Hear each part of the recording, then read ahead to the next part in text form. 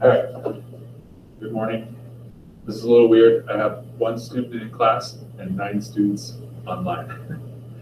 But anyway, all right, so today we're going to talk about, well, first of all, the other day we talked about similar figures.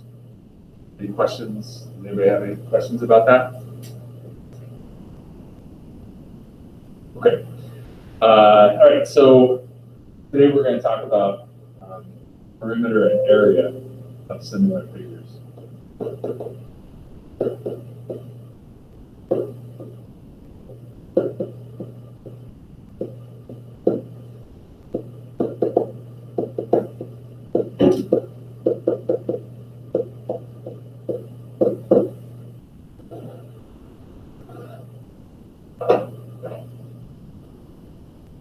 Okay, so here's the idea. If similarity ratio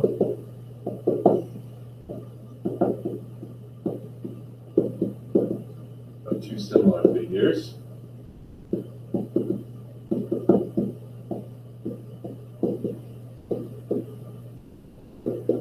is A over B. Remember, the similarity ratio is just the ratio of a side of one of the similar figures to the corresponding side of the other similar figure. So if that similarity ratio is A to B, then 2 things are true. First, the ratio of the perimeters of the figures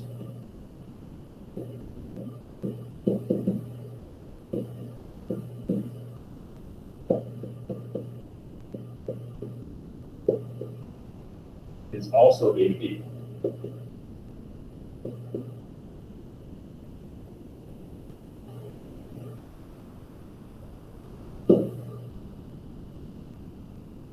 And the second thing that's true is the ratio of the areas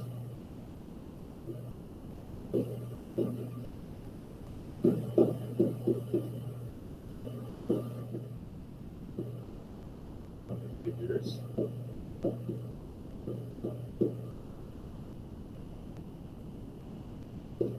is A over B squared.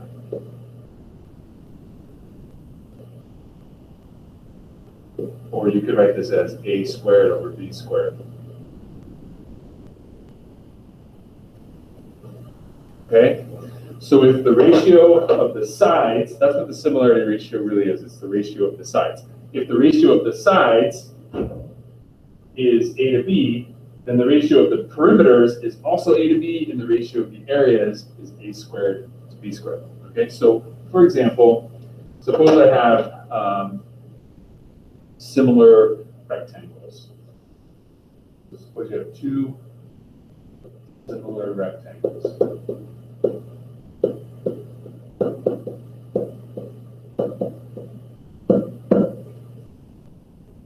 And one of them was small and one of them was a little bit larger.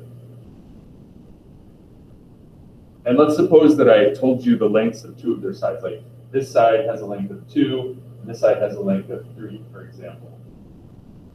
So just based on this problem, we know that the similarity ratio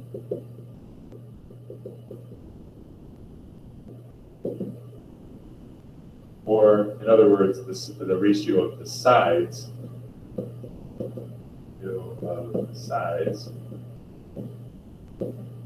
is 2 to 3, right? I just took the side of the smaller rectangle divided by the corresponding side of the larger rectangle. So if I know that the similarity ratio is 2 to 3, then if I had to find the ratio of the perimeters,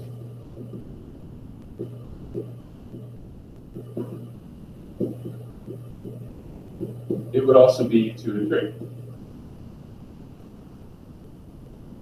Which kind of makes sense. If you think about why that's true, if the ratio of every corresponding side is 2 to 3, so this would be 2 to 3, this would be 2 to 3, this side would be 2 to 3, and the top side would be 2 to 3. Then if you add up all those sides, then the total sum is going to be 2 to 3 as well. So that kind of makes sense. The ratio of the areas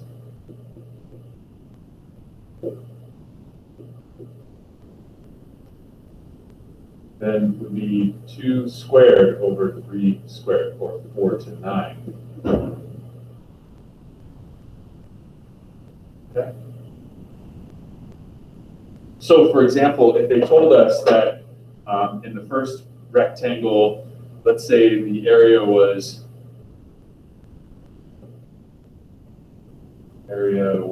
10 or something, and we're trying to find the area of this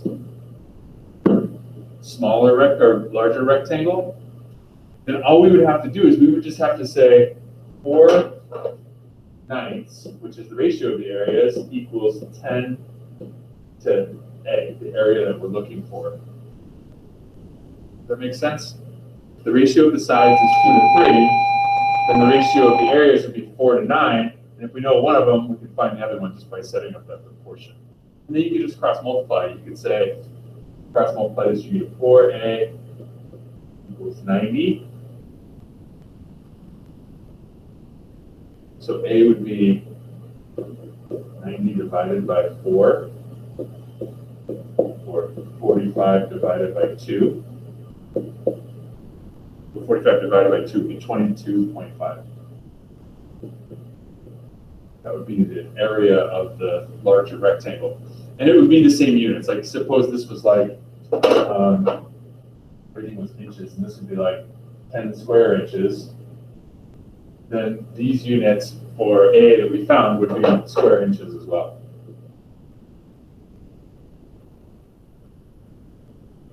Okay?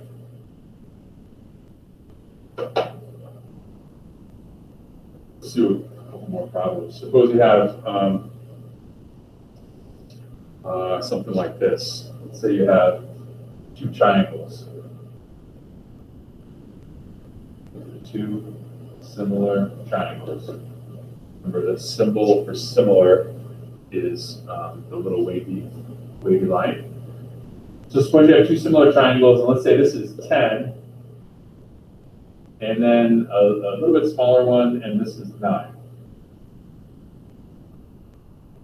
So same sort of problem. Let's suppose that we knew that the area of the larger one is 30. Area equals 30. Let's say this time it's like square meters. We're trying to find this.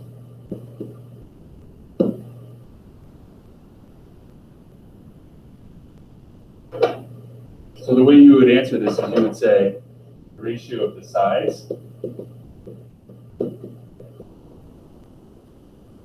would be 10 to 9, 10/9.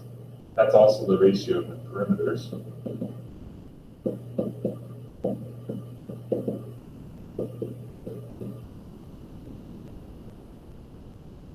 So the ratio of areas would be 100 over 81. Okay. 10 squared divided by 9 squared. 10 squared divided by 9 squared. So to solve this problem, we would just say 100 over 81 equals 30 over A, the area we're trying to find. And that's it. Then you just cross multiply and solve. So you get 100A equals 81 times 30. I'm not sure what that is. So 81 times 30 is 2430.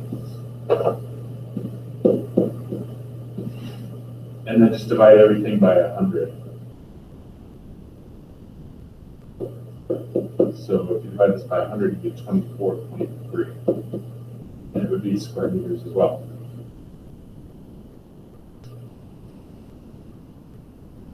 So I'll tell you the most common mistake people make is they'll try and set up a proportion, like a direct proportion. They'll say 10 over 9 equals 30 over A. That doesn't work.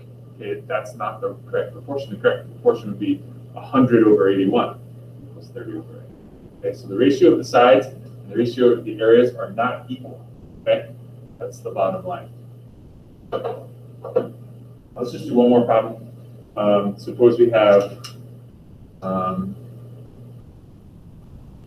two similar pentagons.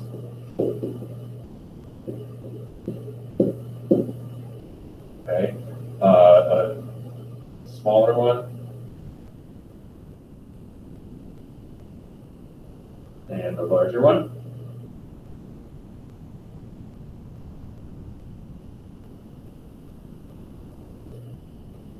And let's say this is 3 and 8. And let's suppose this time we know the area of the larger one is 320.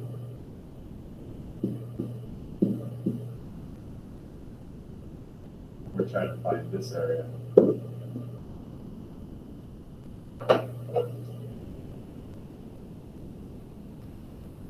So the ratio of the areas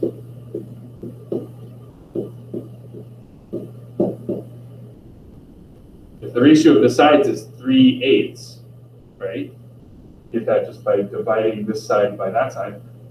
Then the ratio of the areas would be 3 squared over 8 squared,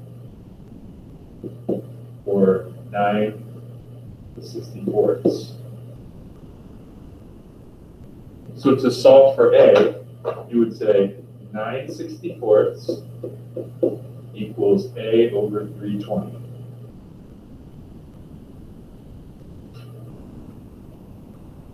That make sense? And then you just cross multiply. So you have 64A equals 9 times 320 is 2880.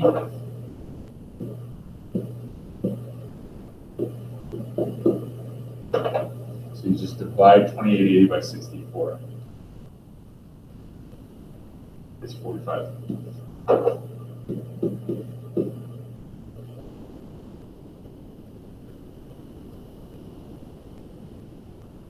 That's all there is to it. If you know the ratio of the sides, then the ratio of the perimeters is the same as that, and the ratio of the areas is the square of that. Any questions at all?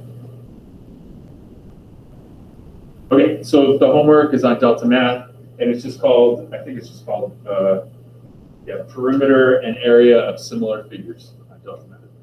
Okay, that's all I got. I'm going to stop recording.